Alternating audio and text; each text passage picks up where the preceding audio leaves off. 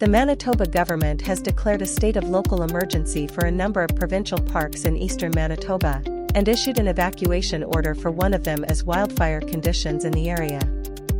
Dozens of people are being interviewed and bodies of water have been scoured in relation to the disappearance of 2 children from a rural community in northeastern Nova Scotia, RCMP say.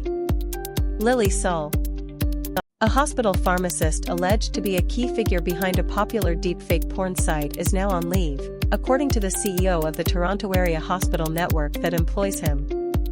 Last week, CBC News.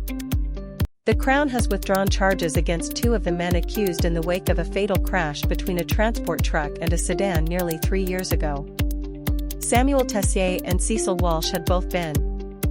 The NHL has suspended Florida Panthers vice chairman and alternate governor Doug Sifu from any involvement with the team or the league, doing so in response to inappropriate posts on Sifu's Now Shut. A Regina judge says a dog owner's adamant anti-vaccine views ultimately decided who got ownership of Charlie the pug in a canine custody dispute. Provincial Court Judge Paul Demong wrote that he Ottawa South MP David McGuinty has been named Defence Minister in Prime Minister Mark Carney's new cabinet. Carney unveiled his new cabinet in a swearing-in ceremony at Rideau Hall on Tuesday, Nameen. Mother's Day was celebrated by Canadian soccer through a variety of events and activities at NSL matches this weekend.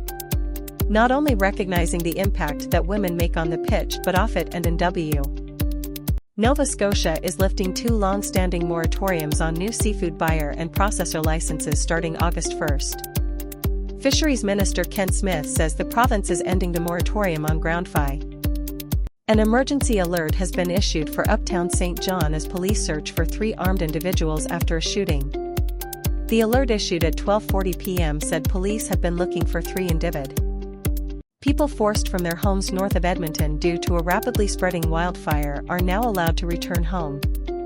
Evacuation orders for homes near Redwater, Alta, were lifted Tuesday morning. If you had asked us this time last year whether we'd be breathlessly awaiting the latest report on US egg prices, well, we might have said you'd cracked. Yet here we are, in 2025, where the cost A same-sex couple says it has been a long and stressful 4 years, but they're hopeful as their discrimination case is set to go before an Alberta Human Rights Tribunal. Michael Gray and Paul Hemsey. Warning, this story may affect those who have experienced sexual violence or know someone affected by it.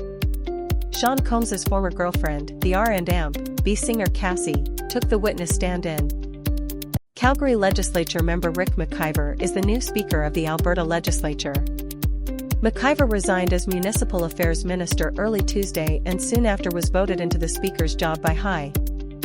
Rick McIver has resigned from his cabinet position as Municipal Affairs Minister with the Alberta government. Alberta Premier Danielle Smith made the announcement Tuesday morning. Joseph Shao, Gov. Calgary Legislature member Rick McIver is the new Speaker of the Alberta Legislature. McIver was selected in a vote of his peers in the chamber, defeating opposition NDP candidate Heather Sweet. Ontario drivers are set to benefit from the province's upcoming budget as the Ford government announced Tuesday that it will make a gas tax cut permanent and remove tolls from the provincially owned. 2 Nova Scotia MPs have been named to Prime Minister Mark Carney's new cabinet. Lena Metlage Diab, MP for Halifax West, will be the new Minister of Immigration, Refugees, and Citizenship. Central N.